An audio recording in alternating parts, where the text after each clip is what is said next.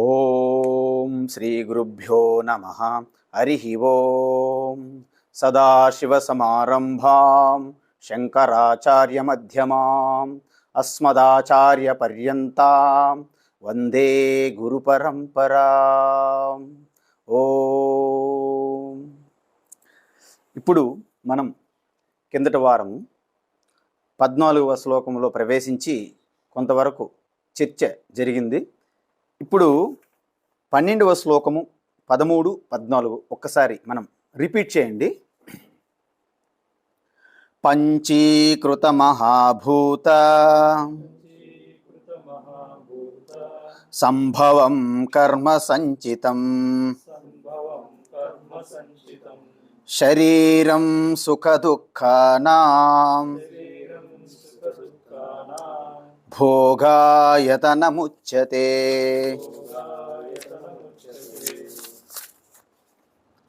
పంచప్రాణమనో బుద్ధి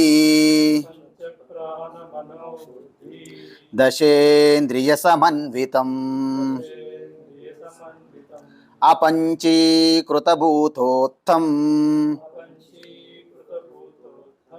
సూక్ష్మాంగం భోగ సాధనం అనాద్య విద్యా నిర్వాచ్య కారణోపాధిరుచ్యతే. ఉపాధి త్రితయా ధన్యం ఆత్మానమవధారయేత్. ఇప్పుడు మనము 3 శరీరాలను చూసాం. కానీ మీకు విషయం గమనించాలి. మొట్టమొదటి జ్ఞానం ఏంటంటే మనకు 3 శరీరాలు ఉన్నాయా?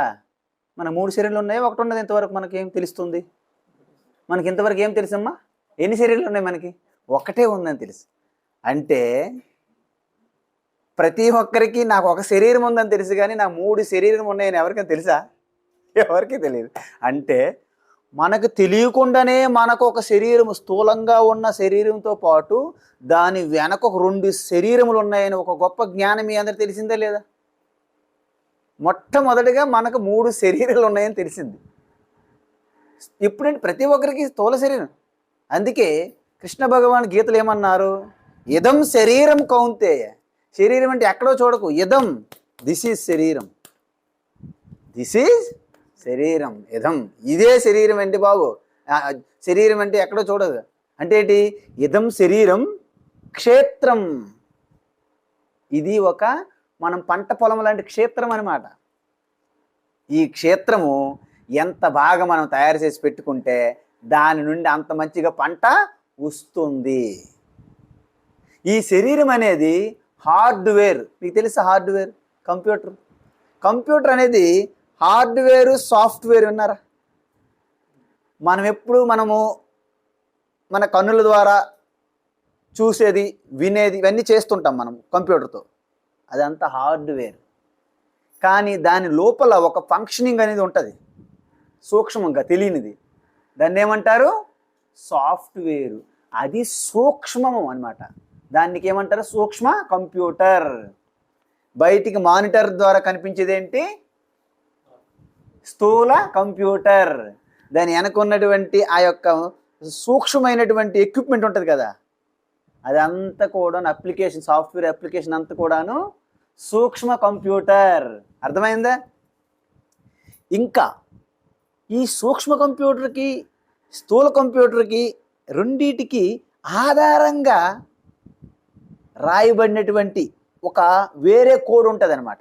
రెండింటికి కూడా ఆధారం. అంటే సూక్ష్మ కంప్యూటర్ తయారు చేయడానికి కూడా ఒక కోడ్ అవసరం. ఫస్ట్ ఆఫ్ ఆల్ ఒక థాట్ ప్యాటర్న్ అంటారు.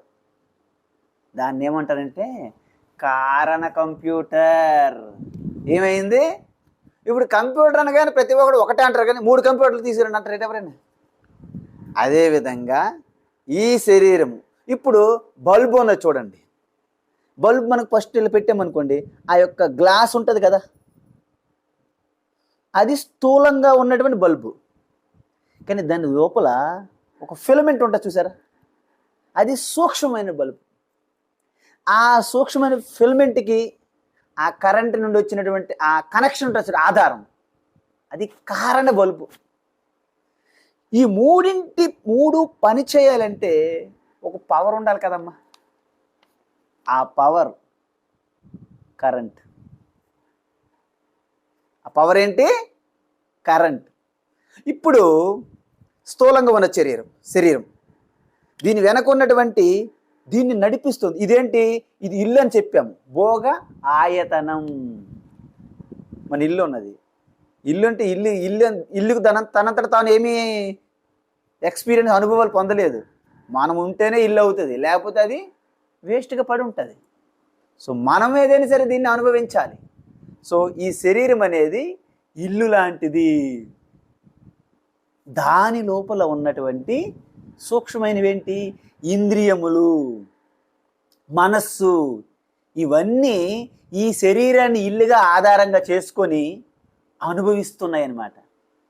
అందుకే వాటికి ఏంటన్నారు? దేని ద్వారా అయితే అనుభవిస్తున్నాడో వాటిని భోగ సాధనం అన్నారు. చూసారా? భోగ సాధనం 13వ అధ్యాయం 13వ శ్లోకం చూడండి. పంచప్రాణ మనోబుద్ధి, 5 ప్రాణములు, మనస్సు, బుద్ధి, దశేంద్రియములు. దశ ఇంద్రియాలు అంటే ఏంటి? 5 కర్మేంద్రియములు, 5 జ్ఞానేంద్రియములు. ఇవన్నీ మీకు బాగా అలవాటు అయిందనుకుంటా ఈ యొక్క పరిభాష, ఈ పదజాలం ఏంటంటే వొకాబులరీ అంటారు. మనం ఏదైనా తెలుసుకోవాలనుకుంటే ఆ వొకాబులరీ మనకు కావాలి. లాయర్ దగ్గరికి వెళ్ళి ఆయన వాడుతున్నటువంటి మాటలు, పదాలు మీకు అర్థం కావు. డాక్టర్ గారి దగ్గరికి వెళ్తే ఆయన వాడుతున్న పదాలు మనకు అర్థం కావు. కంప్యూటర్ ఇంజనీర్ దగ్గరికి వెళ్ళి అనుకోండి, విండోస్ అంటాడు. విండోస్ అంటే మనం ఏమనుకుంటాం? కిటికీలు అనుకుంటాం. కాదు, ఒక ఆపరేటింగ్ సిస్టమ్ అది విండోస్. ఆయన వాడిన విండోస్, మనం వాడిన విండోస్ చాలా తేడా ఉంది. మన విండోస్ బాగున్నాయా, మన డోర్స్ బాగున్నాయా, ఈ కార్పెంటర్ ఇవన్నీ చూసుకుంటాం, వుడ్ అన్ని. ఆయన విండోస్ అన్నాడు అనుకోండి, అసలు సంబంధమే లేదు. అది బిల్ గేట్స్ కనెక్ట్ అవుతుంది, మనకు కనెక్ట్ అవుతుంది. కాబట్టి ఈ యొక్క పదజాలం, వొకాబులరీ ఏదైతే ఉందో అది మనం తెలుసుకోవాలి. అందువలన పంచ ప్రాణములు. అసలు ప్రాణం, ఇప్పుడు ఇంకో ప్రశ్న వచ్చింది.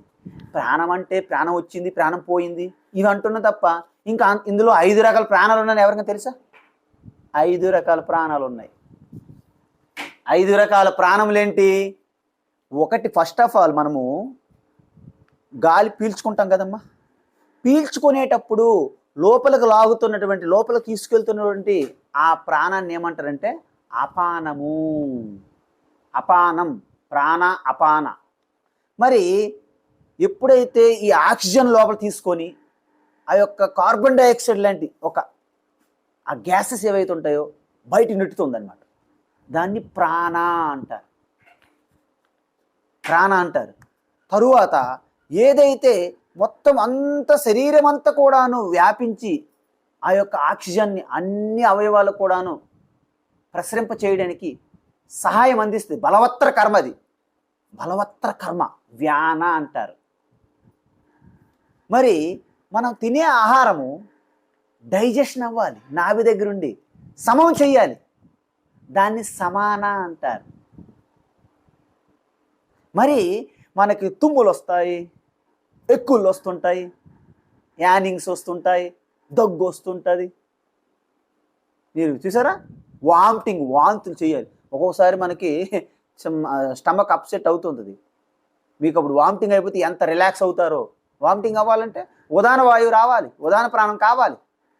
ఆఖరికి మళ్ళీ ఈ శరీరం, ఈ ఇల్లు ఎలాగైతే మనకు పనికిరాదో, కొత్త ఇల్లు కోసం ప్రయత్నిస్తామో, ఈ శరీరం అనే ఇల్లు ఎలాగైతే పనికిరాదో, కొత్త ఇల్లు కోసం ఎలాగ ప్రయత్నిస్తామో, ఈ పంచ ప్రాణాలన్నీ, ఈ ఇంద్రియములన్నీ కలెక్ట్ చేసుకొని, మనసు బుద్ధి అన్నీ కలెక్ట్ చేసుకొని ఉదాన ప్రాణవాయువు ద్వారా ఎజెక్ట్ బయటకు వచ్చేస్తాయి అన్నమాట.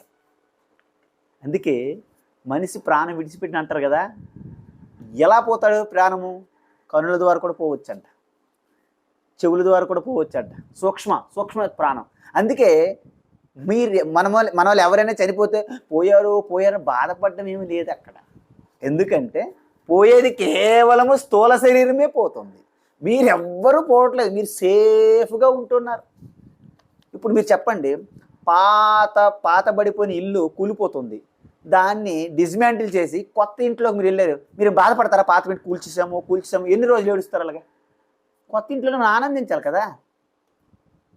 ఇక్కడ ఇల్లు విషయంలో మీరు ఆనందిస్తున్నారు. అదేవిధంగా బట్టలు బాగా పాతబడిపోయినాయి, చిరిగిపోయినాయి, అవి తీసి కొత్త బట్టలు వేసుకుంటాం. అమ్మో నా చిరిగిపోయిన బట్టలు, అమ్మో నా చిరిగిపోయిన బట్టలు బాధపడతారా? కొత్త బట్టలు ఆనందిస్తారు. అలాంటిదే ఈ బకెట్ కూడాను, ఈ స్థూల శరీరం కూడాను మీకు ఈ యొక్క సూక్ష్మ శరీరం ద్వారా అనుభవించడానికి స్థూల శరీరము ఎప్పుడైతే ఇంకా సహకరించదో అప్పుడు ఈ పాడుపడిపోయినటువంటి బంగళా అయినటువంటి ఈ స్థూల శరీరాన్ని విడిచిపెట్టి కొత్త శరీరాన్ని నేను పొందాలి. ఎలా పొందాలి? ఇక్కడ ఉన్నటువంటి దీనికి అంటిపెట్టుకుని ఉన్నటువంటి ఇంద్రియములు అంటే ఇవి కాదండి. మీకు ఇంకొకటి తెలియాలి. ఈ కన్ను ఉంది కదా, చెవులు ఉంది కదా, నోరు ఉంది కదా, ముక్కు ఉంది కదా, చర్మం ఉంది కదా, ఇవన్నీ మనం ఇంద్రియం అనుకుంటున్నాము. ఇంద్రియములు కాదు. మరేంటి? ఇవి గోలకములు. స్థూలంగా మనకు కనిపించేవేంటి? గోలకములు.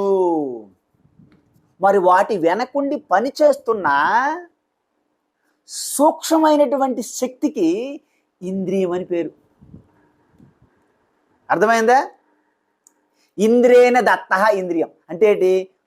పరమేశ్వరుడు యొక్క అనుగ్రహం ద్వారా వెనకుండి పనిచేస్తాయి అవి. కాబట్టి ఇక్కడ నేను ఒక చెవులు తీసుకున్నాను, చెవి మీ అందరికి కనిపిస్తుందా? దీన్ని గోలకం అంటారు. దీని వెనకున్నటువంటి ఒక ఎక్విప్మెంట్ ఉంది, దాన్ని ఇంద్రియం అంటారు. దాని వెనక ఒక దేవతా శక్తి ఉంది, అధిష్టాన దేవత అంటారు. అధిష్టాన దేవత ఉండాలి, ఇంద్రియం పని చేయాలి, గోలకం ఉండాలి. చూసారా? అందుకే చాలామందికి గోలకం ఉంటుంది కానీ వినిపించదు. ఎందుకు? ఇంద్రియంలో ప్రాబ్లం అవుతుంది. అందుకే మెషిన్ పెడతారు. అర్థమైందా? కాబట్టి ఇంకా ఆ దేవతా శక్తి కూడాను అవ్యక్తంలోకి వెళ్ళిపోయింది అనుకోండి, మీరు ఎన్ని మెషిన్లు పెట్టినా వినిపించదు. అర్థమవుతుందా? సో ఈ మూడు కనెక్షన్ అనమాట. ఆ అధిష్టాన దేవత వెనక ఒకటి ఉంది, మహాశక్తి, అదే ఆత్మ. ఓం. కాబట్టి ప్రతి ప్రాణి, ప్రతి అణువణువులో కూడా యావత్ బ్రహ్మాండమంతా ఒకే చైతన్యం వ్యాపించి ఉన్నది. ఆ చైతన్యం అనేది మేనిఫెస్ట్ అంటే వ్యక్తమయ్యే రీతిని బట్టి ఆయా రూపాన్ని పొందుతున్నాయి. మీకు మొన్న ఇక్కడ చెప్పాం, చాలా స్పష్టంగా చెప్పాం. ఈ ఆత్మస్వరూపము నుండి, ఆత్మస్వరూపం కేవలము ఎటువంటి వ్యవహారానికి పనికిరాదు. దాని పేరేంటి? అవ్యవహార. ఆత్మ పేరేంటి? అవ్యవహార. Most useless thing in the world ఆత్మ. మోస్ట్ యూజ్లెస్ థింగ్ ఏంటి? ఆత్మ. అంటే అది అవ్యవహార. దానికి ఎటువంటి రూపము లేదు, రంగు లేదు, రుచి లేదు, శబ్దం లేదు, స్పర్శ లేదు, వాసన లేదు, ఆలోచన చేయలేదు, ఏమీ లేవు. మరి దానికి ఏంటి అవసరము? ప్రశాంతంగా ఏకమేవ అద్వితీయంగా ఉన్నటువంటి అసంగోయి అయం పురుష అంటారన్నమాట. అసంగ నిసంగ అయం పురుష. ఈ చైతన్య స్వరూపము అసంగ, అన్అటాచ్డ్, అన్టైంటెడ్. దానికి ఎప్పుడు మలినం అంటదు. అలాంటిది మాయ అనేది 3 గుణములు ఉంటాయి చెప్పాను. సత్వగుణము, రజోగుణము, తమోగుణం. ఈ 3 గుణములు ఉన్నటువంటి మాయ అనే ఒక శక్తి ఆత్మకు ఆవరించి ఉంది, పట్టుకొని ఉంది. అధిష్టానం ఆత్మయే దానికి అధిష్టానం ఇవ్వాలి. ఎందుకంటే దానికి స్థానం లేదు, స్వతంత్రత లేదు. ఇప్పుడు నేను ఇది లిఫ్ట్ చేస్తున్నాను కదా, లిఫ్ట్ చేశాను. ఇప్పుడు నేను లిఫ్ట్ చేయడానికి చెయ్యికి ఏం కావాలి? ఇప్పుడు నాకు చేతికి ఏం కావాలి? శక్తి కావాలి కదా. మీరందరూ చెప్పాలి, మీరందరూ కొంచెం బాగా తెలివైన వాళ్ళు, వివేక జ్ఞానం ఉన్నవారు. ఇప్పుడు చెయ్యి వేరు, చెయ్యికున్నటువంటి శక్తి రెండా ఒకటే? ఈ చేతి నుండి చేయకున్నటువంటి శక్తి తీసి వేరు చేయగలమా? అదేవిధంగా ఆత్మ యొక్క శక్తే మాయా. ఆత్మను వేరు చేసి ఉండదు, వేరుగా ఉండలేదు, దానికి స్థానం లేదు. ఎలాగైతే చేతి నుండి వేరు చేసి శక్తి ఎలాగైతే సెపరేట్ చేయలేమో, ఆత్మ నుండి ఓంకారమైనటువంటి ఆత్మ నుండి శక్తిని వేరు చేయలేరు. అందుకే అర్ధనారీశ్వరని ఫోటో చూసారా? సగం శివ సగం పార్వతి. దాని యొక్క అసలైన అర్థం ఏంటంటే ఇద్దరు సగం సగం ఉంటారని కాదు, సినిమాలో చూపెట్టినట్టు. రెండు ఎప్పుడు కలిసే ఉంటాయి, సెపరేట్గా ఉండవు. జగతవు పితరవు వందే పార్వతీ పరమేశ్వరవు. మీకు విషయం తెలుసా? ఇంతకుముందు చెప్పినట్టు నాకు గుర్తు, చెప్పినవి చెప్తుంటాం, ఏం కాదు. కుమారస్వామి గణేష్ ఎవరు? ఇద్దరు బ్రదర్సేనా? ఇద్దరు బ్రదర్స్. వారిద్దరి మధ్య పోటీ అయినప్పుడు వారు ఏమంటారంటే, ఈ బ్రహ్మాండం అంతా, సంసారం అంతా 3 రౌండ్లు ఎవరైతే పరిక్రమ చేసి వస్తారో వారికి అగ్రపూజ, అగ్రతాంబూలం. మరి కుమారస్వామి అంటే ఆయన వాహనం ఏంటి? నెమలి, ఫాస్టెస్ట్ వాహనం అనమాట, గౌరవమంతుడిలాగా. వెంటనే హ్యాపీ ఫీల్ అయ్యాడు. ఎందుకంటే ఈ నెలగా కదలలేడు కదా, కొంచెం ఫ్యాటీ పర్సన్ కదా గణేష్ మహారాజ్. ఆయన వాహనం వల్ల ఎలుక, ఎంత పెద్ద ప్రాబ్లం. మౌస్ కదా, మౌస్ మీద ఆయన ఎప్పుడు వెళ్తాడండి బ్రహ్మాండం అంతా తిరిగి రావడానికి?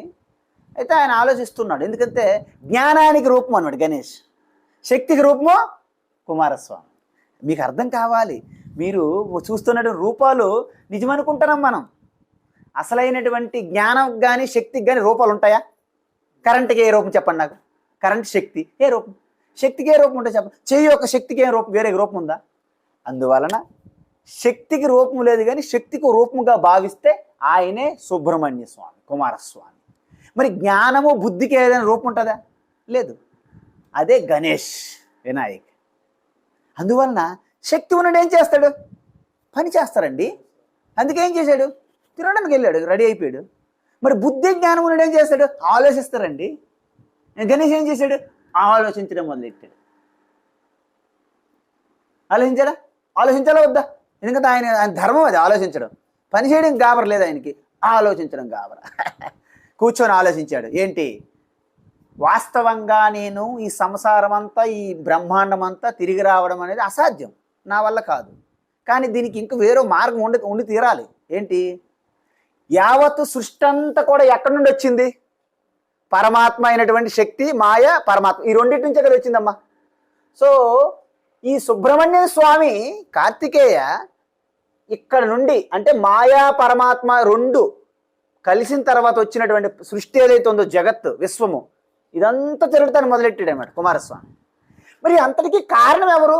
శివశక్తేగా. మూల కారణము శివశక్తేగా. గణేష్ ఏమనుకున్నాడంటే, వాళ్ళ కార్యం చుట్టూ తిరిగే కంటే కారణం చుట్టూ తిరిగితే అయిపోతుంది కదా పని. అందుకే ఎలుకపై కూర్చొని పూజ చేసి శివపార్వతుల చుట్టూ కూడా ప్రదక్షిణ చేశాడు 3 సార్లు. ఒకసారి కాదు, 3 సార్లు. ఈయన ఎలుకతో పాటు 3 సార్లు ప్రదక్షిణ చేసే సమయానికి కుమారస్వామి రాలేకపోయాడు. ఆయన వచ్చి గొడవ పెట్టాడు, పంచాయతీ కూడా పెట్టాడు. మీరు సంసారం మొత్తం తిరిగి రమ్మన్నారు, కానీ ఇక్కడ అమ్మానాన్నల చుట్టూ తిరిగితే పని అయిపోద్దట అన్నారు అనమాట. అప్పుడు అక్కడ వాదనలో ఏమైందంటే, బ్రహ్మాండం అంతా శివశక్తి యొక్క కార్యమేనా అన్న? శివశక్తి ఇస్తే మరి ఉండదు. ఇప్పుడు ఇక్కడ ఏమైంది? ఇప్పుడు ఈ శక్తి అనేది దీంట్లో లయమై ఉన్నది. సో శివశక్తి అయిపోయింది. సో శివశక్తి తీసారనుకోండి, ఈ ప్రపంచం అంతా ఏమైంది? మీరు స్వప్నంలో ఉన్నారు. స్వప్నంలో మీరు, మీ యొక్క నిద్రాశక్తి రెండు, ఇదిగో మీరంటే ఓము, మీ నిద్రాశక్తి కలిసి స్వప్నాన్ని సృష్టించారు. ఓకేనా? స్వప్నం నుండి మీరు ఒక్కసారి మేల్కొన్నారు అనుకుందాం. స్వప్న ప్రపంచం ఏమైంది? Gone. What happen? Gone. Gone is gone. Gone for good, good cause, ఏదో అయిపోయింది. అదేవిధంగా ఈ ప్రపంచం నుండి శివశక్తిని వేరు చేస్తే ప్రపంచం లేదు. అందువలన గణేష్ యొక్క ఆ జ్ఞాన శక్తికి ఎప్పుడు కూడాను అగ్రపూజ ఉంటుంది. అందుకే మనం ప్రతి పూజ చేసే ముందు ఎవరిని మనం ప్రార్థన చేస్తాం? శుక్లాంబరధరం విష్ణుం శశివర్ణం చతుర్భుజం అన్నరా? ఆ విధంగా గణానాం త్వా గణపతి కుంభవామయే కవిం కవీనా ఉపమస్రవస్తవం జ్యేష్ఠరాజం బ్రహ్మణస్పద ఆన శృణ్వన్నోతిభిస్సీదసాదనం శ్రీ మహాగణాధిపతయే నమః. గణేశుని ప్రార్థన చేయాల్సిందే. అర్థమైందా? కాబట్టి అదే అనమాట. కాబట్టి ఇక్కడ కూడాను ఏంటంటే ఈ సృష్టి అంతా కూడాను వచ్చింది. సో మాయలో ఉన్నటువంటి 3 గుణములు ఏవైతే ఉన్నాయో ఆ 3 గుణములు అనేవి 5 సూక్ష్మభూతములు వచ్చినాయి. 5 సూక్ష్మభూతములు వచ్చినాయి. ఏంటి? ఆకాశం, వాయువు, అగ్ని, నీరు, పృథ్వీ. ఈ మూడిట్లో కూడాను 3 గుణములు ఉన్నాయి. మీరు గుర్తుంచుకోవాలి. ఎందుకు? మాయ యొక్క కార్యాలు కాబట్టి. మాయ అనేది కాజ్, అంటే మాయ ఆత్మ 2 కలిసి ఉంటే అది కారణము. వాటి యొక్క కార్యాలు ప్రోడక్ట్స్ ఏంటి? సూక్ష్మమైనటువంటి 5 పంచభూతములు. మరి 5 పంచభూతములలో సూక్ష్మంగా ఉన్నటువంటి 3 గుణాలు ఉన్నాయి కదా. ప్రతి సూక్ష్మభూతము యొక్క ఒక సత్వగుణం అంశం నుండి ఒక్కొక్క ఇంద్రియం వచ్చింది. ఆకాశం అనే సూక్ష్మమైనటువంటి సత్వగుణ అంశం నుండి శబ్దం, శ్రోత్రింద్రియం, వినికిడి శక్తి ఉన్నటువంటి ఇంద్రియము వచ్చింది. అదేవిధంగా వాయువు అనే సూక్ష్మ వాయువు, పంచభూతములో ఉన్నటువంటి వాయువు, సూక్ష్మ వాయువు, దాంట్లో ఉన్నటువంటి సత్వగుణ అంశం నుండి స్పర్శేంద్రియము, త్వగేంద్రియం అంటారు, చర్మం, స్పర్శ. అదేవిధంగా సూక్ష్మమైనటువంటి అగ్నిభూతము నుండి సాత్విక అంశం నుండి ఏంటి? రూపం, అంటే చక్షురింద్రియం. అదేవిధంగా జలము, సూక్ష్మమైనటువంటి జలం భూతము నుండి సాత్విక అంశం నుండి రసనం, టేస్ట్. అదేవిధంగా ఈ స్థూలంగా ఉన్న భూమి కాదండి, ఇది స్థూలంగా ఉంది భూమి. దీని వెనక సూక్ష్మమైనటువంటి భూమి ఉంది, పృథివీ. దాని యొక్క సత్వగుణ అంశం నుండి గంధం, వాసన. చూసారా? మనకి మీకు ఏ వస్తువు అయినా సరే ప్రపంచంలో వాసన వస్తుంది అంటే అది భూమి ధర్మం అనుకోవాలి. మీరు లడ్డు అవని ఫ్రాగ్రెంట్ అనేటువంటి ఒక మనకి ఉంటాయి కదా ఫ్రాగ్రెన్స్ వాసనలు, అగరబత్తులు కానీ చందనం కానీ, ఏ వాసన వచ్చినప్పటికీ అది భూమి తత్వమే. ఏదైనా అవ్వచ్చు. అయితే మీకు డౌట్ అవ్వచ్చు, ఇంతకీ ఇవన్నీ ఎక్కడ ఉన్నాయి స్వామి, ఎక్కడి నుంచి చెప్తున్నారు, మీకు ఎక్కడ అథారిటీ, మీకు సోర్స్ ఏంటి, ఎవరు చెప్పారు, ఎవరు చెప్తే మాకు చెప్పేస్తున్నారా? అది కాదు. ఇది సాక్షాత్తు ఈశ్వరుడి నుండి వచ్చినటువంటి అపౌరుషేయమైనటువంటి వేదములలో ఉన్నటువంటి బ్రహ్మ విద్యా తత్వమైనటువంటి ఉపనిషత్తు, చాందోగ ఉపనిషత్తులో చెప్పారు. అన్నమయం హి సౌమ్య మనః, ఆపోమయ ప్రాణ, తేజోమయ వాక్ అన్నారు. అంటే ఏంటి? అన్నమయం హి సౌమ్య మనః. అన్నమయం ఏంటి? మీరు భోజనం చేస్తారు కదా, భోజనం చేస్తే దాంట్లో 3 రకాలు ఉంటాయంట. స్థూలంగా ఉంటే మనకి ఫికిల్ మ్యాటర్, మల విసర్జన అయిపోతుంది. దాంట్లో మధ్యస్థమైనది మాంసంగా తయారవుతుంది. స్థూలమైనది మనసుకి వెళ్ళి యాడ్ అవుతుంటుంది, వృద్ధి చెందుతుంది మనసుకి. అందుకే ఎలాంటి ఆహారాలు తింటుంటే అలాంటి భావనలు మారుతుంటాయి వాళ్ళకి. జీవరాశులకి హింస చేసి నాన్ వెజిటేరియన్ తినే వాళ్ళకి ఎప్పుడు కూడాను ఆ ఆసురి, ఆ రాక్షసమైనటువంటి భావజాలము, అలాంటి ఆలోచనలు, అలాంటి భావనలు వస్తాయి. ఎందుకు? ఆ పదార్థాల ఆహారంలో ఉన్నటువంటి సూక్ష్మమైనటువంటి అంశ మీ మనసుకి వెళ్ళి యాడ్ అవుతుంది. అందుకే మీరు ఎప్పుడు కూడా సాత్వికంగా ఉన్నటువంటి శాకాహారం, వెజిటేరియన్ తినమని చెప్పారు. ఎందుకు? ఉపనిషత్తు బ్రహ్మ విద్యలో ఋషులు దర్శించారు అది కూడా. తస్మాద్వా ఏతస్మాత్ ఆత్మన ఆకాశ సంభూత, ఆకాశాద్వాయు, వాయోరగ్ని, అగ్నేరాప, అద్య పృథివీ, పృథివ్యాం ఓషధయ. భూమి నుండి ఓషధయలు వచ్చినాయి అన్నారు, కానీ భూమి నుండి మేక, గొర్రె, కోడి వచ్చింది కోసుకొని తినండి అనలేదు. మీరు గమనించాలి, ఇక్కడ మీరందరూ గమనించాలి. పృథివ్యాం ఓషధయ, ఓషధేభ్యో అన్నం అన్నం అన్నరసాత్ పురుష. అన్నరసం అంటే ఈ యొక్క మనం తీసుకున్న ఆహారం నుండి పురుష వస్తుంది. అన్నం నుండి అక్కడ పురుష వస్తుంది. మేము వండాం అన్నము, కుండలో అన్నం ఉంది, పురుషులు రావట్లేదు అని మీరు అడగాలి. అమ్మా డైరెక్ట్గా అన్నం పెడితే పురుషులు రారు. ఆ అన్నము తిని మన తండ్రి గారు, మన ఫాదర్ ఎవరున్నారో అన్నం భుజించిన తరువాత వారిలో సప్త ధాతువులుగా మారిన తరువాత, వీర్యశక్తిగా ఆఖరికి వృద్ధి చెందిన తరువాత, తల్లి గర్భంలో బీజం ప్రవేశింపచేసిన తరువాత అండోత్పత్తిగా శుక్రము శోణితము కలిసిన తరువాత 9 మాసములకి బిడ్డ లోపల పెరిగిన తర్వాత చూసారు ఎలాగొచ్చింది, ఎక్కడి నుంచి వచ్చింది అంటే సాక్షాత్ పరమాత్మ నుండి మాయ సహాయంతో సూక్ష్మమైన ఆకాశాన్ని సృష్టించాడు. ఫస్ట్ పరమాత్మ మాయ సహాయంతో ఆకాశం నుండి వాయుమల సృష్టి జరిగింది, సూక్ష్మ వాయువు. పరమాత్మ మాయ ద్వారా, ఆకాశం ద్వారా, వాయువు ద్వారా అగ్ని పుట్టింది. పరమాత్మ ద్వారా మాయ సహాయంతో ఆకాశం నుండి వాయువు, వాయువు ద్వారా అగ్ని, అగ్ని తర్వాత నీరు వచ్చింది. నీరు సూక్ష్మ నీరు, తర్వాత పృథివీ, తర్వాత ఓషధయులు, అన్ని వనస్పతులు, శాకాహారం అంతా, చెట్లు, చేమలు, కాయగూరలు అన్నీ వచ్చాయి. వాటి రసము ద్వారా పురుష అనేది ఉత్పత్తి జరిగింది. ఈ విధంగా చెప్పారు. అందుకే స్థూల శరీరానికి ఏమంటారు? అన్నరసేన భూత్వా అన్నరసేన వృద్ధిం ప్రాప్య అన్న రూప పృథివ్యా ప్రవీలియంతే షడ్వికార అస్తి జాయతి వర్ధతే విపరిణమతే అపక్షీయతే వినశ్యతి. షడ్వికారాలు మీకు తెలుసా? ఫస్ట్ తల్లి గర్భంలో బిడ్డ ఉంది, అస్థి. ఉందంటే అస్థి. తల్లి గర్భంలో ఏంటమ్మా? బిడ్డ ఉందా లేదా? ఉంది, దాన్ని అస్థి అంటారు. అస్థి అంటే ఉంది. జాయతే, పుట్టాడు బిడ్డ. జాయతే.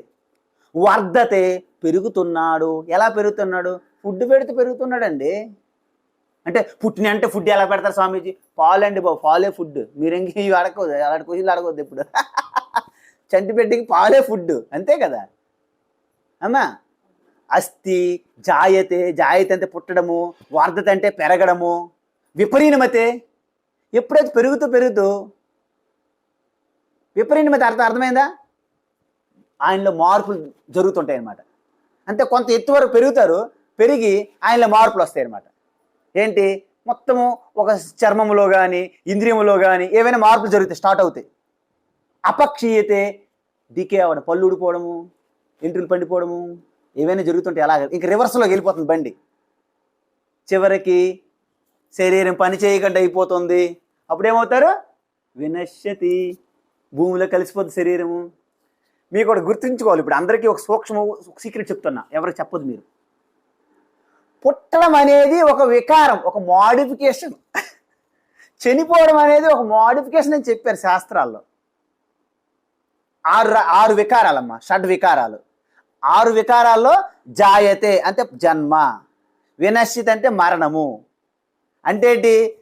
మనకి పెరుగుతున్నారు, దాంట్లో మోడిఫికేషన్ జరుగుతున్నాయి. అంటే పుట్టడం కూడా ఒక మోడిఫికేషనే, చనిపోవడం కూడా ఒక మోడిఫికేషనే. దీన్ని బట్టి మీకు ఏమర్థమైంది? పుట్టక ముందు మీరు ఉన్నారు, చనిపోయిన తర్వాత మీరు ఉంటారు. What are you talking? You never die, never born. You never born, never die. ఈ విషయం ఎవరికి తెలియదు. అందుకే భగవద్గీతలో శ్రీకృష్ణ ఏం చెప్తాడు? జాతస్య ధ్రువో మృత్యు ధ్రువం జన్మ మృతస్య చ అంటాడు ఆయన భాష మనకు అర్థం కాదు. ఇప్పుడు ఈ సీక్రెట్ మీకు అర్థమైంది కదా. శ్రీకృష్ణ చెప్పింది మీరు బాగా ఎంజాయ్ చేస్తారు. అవును కదా, కృష్ణ చెప్పింది సత్యము, అది సత్యం, better truth. We have to accept it, universal truth. అది ఎప్పటికీ సత్యమే. పుట్టినవాడికి శరీరంతో వచ్చినవాడు ఎప్పుడు కూడా మళ్ళీ మట్టిలో కలిసి పంచభూతాల్లో కలిసిపోతారు అన్నాడు ఆయన. పంచభూతాల్లో కలిసిపోయినప్పటికీ సూక్ష్మ శరీరం వెళ్ళి మీకు కారణ శరీరంలో కలిసిన తర్వాత మళ్ళీ కొత్త శరీరం అంటే మృతస్య అంటే జన్మ యొక్క మరణించిన వాడికి జన్మ తప్పదన్నారు. మళ్ళీ పుడతారు అంటే ఏంటి? మీ యొక్క ఆ సంస్కార వాసనలు, అలవాట్లు, ఈ యొక్క సూక్ష్మ శరీరము ఎప్పటికీ నాశనం కాదు. వాటి ఆధారంగానే మళ్ళీ మీరు పుడతారు. అది మీకు డౌట్ రావచ్చు, ఎలా పుడతాము, మాకు ఆ సీక్రెట్ ఏంటి? ఏమన్నారంటే సత్వస్థ ఊర్ధ్వం గచ్చతి. ఎవడైతే సత్వగుణం మంచిగా చేసుకుంటాడో, దాన ధర్మాలు చేసి తన యొక్క సత్వగుణం ఎవరైతే పెంపొందించుకుంటాడో ఆ సమయంలో దేహత్యాగం జరిగితే ఉత్తమ గుణాలు పొందుతారు. ఉత్తమ లోకాలు, ఉత్తమ గుణాలతోని ఉత్తమ లోకాలు అంటే ఒకవేళ మత్స్యలోకంలో పుట్టారనుకోండి, మంచి యోగులుగాను, మంచి సంస్కారవంతులుగాను, జ్ఞానులుగాను పుడతారనమాట. అందుకే మన ముందు చూడండి, కొంతమంది శంకరాచార్య చిన్నపిల్లడిగానే జ్ఞాని, రమణ మహర్షి చిన్నపిల్లడిగానే జ్ఞాని, వివేకానంద చిన్నపిల్లడిగానే జ్ఞాని.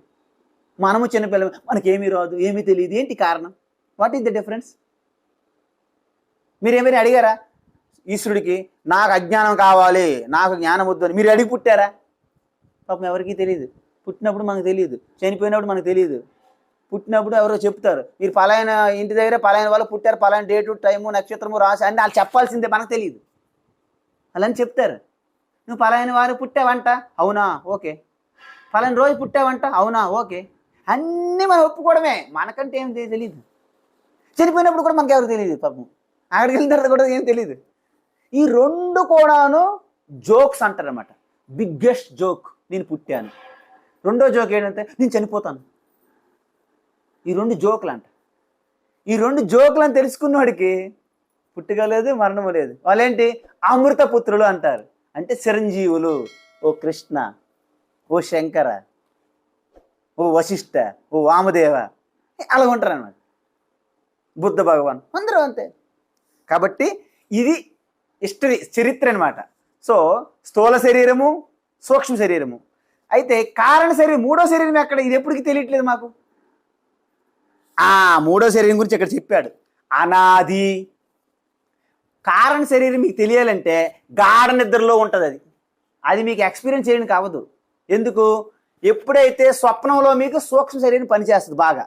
ఇప్పుడు కూడా సూక్ష్మ శరీరం వల్ల మనం చూస్తున్నాం, కానీ స్వప్నంలో స్థూల శరీరం మనకు అంటిపెట్టి ఉంటుంది. మరి స్థూల శరీరంతో సంబంధం లేదు, కేవలం ఇంద్రియములు మనసుతోనే పనిచేస్తాయి. ఇంద్రియములు ఏమవుతాయి? అవి స్టాప్ అయిపోతాయి స్వప్నంలో. అప్పుడు మనసు ఏం చేస్తుంది? ఓనుగా స్వప్నానికి అవసరమైన ఇంద్రియాలను అవే క్రియేట్ చేసుకుంటుంది. ఈ ఇంద్రియములతో పనిచేయదు. ఇప్పుడు స్పెట్స్ పెట్టుకుంటాను నేను, పడుకునేటువంటి స్పెట్స్ తీసేస్తా. స్వప్నంలో నాకు స్పెట్స్ వేరే స్వప్న స్పెట్స్ ఉంటాయి, ఈ స్పెట్స్ కాదు. ఈయన పక్కన పెట్టేసాడు. అంటే ఏంటి? స్వప్నంలో కేవలం మనసు ఒక్కటే పని చేస్తుంది, ఇంద్రియములు లేవు. గాఢ నిద్రలోకి వెళ్ళేటప్పుడు ఇవి కూడా మూసుకుంటాయి, మడత పెట్టేస్తాయి. అప్పుడేంటి? కేవలము రెండు ఉంటాయి, అంత చీకటమయం, అజ్ఞానం. కానీ అజ్ఞానంతో పాటు మీకు ఆనందం వస్తుంది, గుర్తుందా? గాఢ నిద్ర బాగా నిద్ర పట్టి లేచిన తర్వాత మనకి ఏం అనుభూతికి వస్తుంది? ఏమో అనుభూతి వస్తుంది? అది నేను అడుగుతున్నా. అమ్మయ్యా ఎంత బాగా, హై స్లాఫ్ట్ లైక్ లాగా వుడ్ అంటారు అనమాట. స్లాఫ్ట్ లైక్ లాగా వుడ్ అంటే అది ఏంటో నాకు ఏం తెలియదు, కానీ రాయిలా కర్రలా పడుకుపోయిన హ్యాపీ నిద్రపడింది అంటారు. ఈ హ్యాపీగా ఎందుకంటాడు? అలసిపోయి అలసిపోయి నిద్రపడిన తర్వాత today I'm today like dog tired అంటారు. అంటే ఏంటి? కంప్లీట్లీ డెడ్, అలసిపోయారు మొత్తం, డాగ్ టైర్డ్. పడుకున్న తర్వాత ఎక్కడి నుంచి రికవరీ శక్తి వస్తుంది, ఆనందం వస్తుంది చెప్పండి? ఎందుకంటే ఇది వాసనలు, ఇదే గాఢ నిద్ర స్థితి. దీంట్లో మీకు ఆత్మ ప్లస్ ఈ యొక్క గుణాలన్నీ మిక్స్ అయి ఉన్నాయి. ఇందులో రెండు ఉన్నాయి, ఒకటి అజ్ఞానము, రెండు ఆనందము. ఆనందం అనేది మీ యొక్క ఒరిజినల్ స్వరూపము, అజ్ఞానం అనేది భ్రమ. కానీ మనమేమనుకుంటాము? నాకేమీ తెలియలేదు అంటాము. అజ్ఞానం. ఆనందం నిద్రపోయాను అన్నాను, మీ స్వరూపం. అజ్ఞానము ప్లస్ ఆనందం ఉన్నాయి రెండు. ఎక్కడ? గాఢ నిద్రలో. కానీ మనమేమనుకుంటాము? పలాయన విషయం మీకేమో తెలుసా? మీకు తెలియదు, మీరు అజ్ఞానాలని కోపం అయిపోతారు. ఎవరండి నేను అజ్ఞానం, నాకు తెలుసా అంటారు. కానీ నీ ఆత్మస్వరూపము, నీ మోక్ష స్థితిలోనే ఉన్నావు, పరమాత్మ నీ హృదయంలో ఉంది. ఆత్మ అంటే ఏంటో తెలుసా అన్నాను అనుకోండి, ఆత్మ పరమాత్మ ఏం తెలియవండి అంటారు. మీరు ఒప్పించుకుంటారు ఓపెన్గా, నాకు తెలియదు అంటారు. ఏమండి ఆత్మ మీకు తెలుసా? తెలియదు. ఏమైనా బ్రహ్మ తెలుసా? తెలియదు. మీకు ఏవో చిన్న చిన్న విషయాలు అడిగామనుకోండి, మీకు మీ ఆఫీస్కి డ్యూటీకి వెళ్తున్నారు కానీ మీకు ఆఫీస్ వర్క్ రాదంట, కోపం అయిపోతాడు. ఎవరు అన్నారు? నాకు రాపడం అంటాడు. అంటే ఈ వ్యవహారికమైన విషయాలు ఏవైనా నీకు తెలియవన్నాం అనుకోండి, కోపం అయిపోతారు. ఆత్మ తెలుసా? ఆత్మ మాకెక్కడ తెలుసా అండి, ఏదో ఆత్మను స్వాములు మాట్లాడు, నాకు తెలియదని ఒప్పుకుంటాడు. అంటే ఏంటంటే ఆత్మ నువ్వు అయి ఉన్నావు కానీ నీకు తెలియదు అంటున్నావు. అంటే అజ్ఞానాన్ని మీరు ఒప్పుకుంటున్నారా లేదా? అంటే అజ్ఞానం నేను ఒప్పుకున్నారా? దాన్నే కారణ శరీరానికి కూడా తాదాత్మ్యం అంటారు. స్థూల శరీరం మనకేమైనా సరే జ్వరం వచ్చింది అనుకోండి, హయామ్ సిక్ అంటారు. నేనే సిక్కు, నేనే రోగి అంటాడు. అక్కడ హాస్పిటల్లో కూడాను రోగులందరూ ఇక్కడ రండి అంటారు. రోగులు ఎవరు ఉన్నారు? రోగం వేరు, మీరు వేరు కదా. జ్వరం, మీరు జ్వరమా? ఇది ఎక్కడ అన్యాయం? వాడు అలాగే పిలుస్తారు అక్కడ. రోగులందరూ ఇక్కడికి వచ్చాను. రోగులు కాదు, పేషెంట్లు అంటారు ఇంగ్లీష్లో. Patients, all patients are come here అంటారు. అంటే ఏంటి? రోగం అనేది శరీరానికి వచ్చింది. మీరెవరు? శుద్ధ చైతన్య బ్రహ్మ ఆత్మ. ఎప్పుడూ కూడా మీలో శాశ్వతమైన ఆనంద స్వరూపము, ఆరోగ్యమైనటువంటి స్వరూపం ఇది.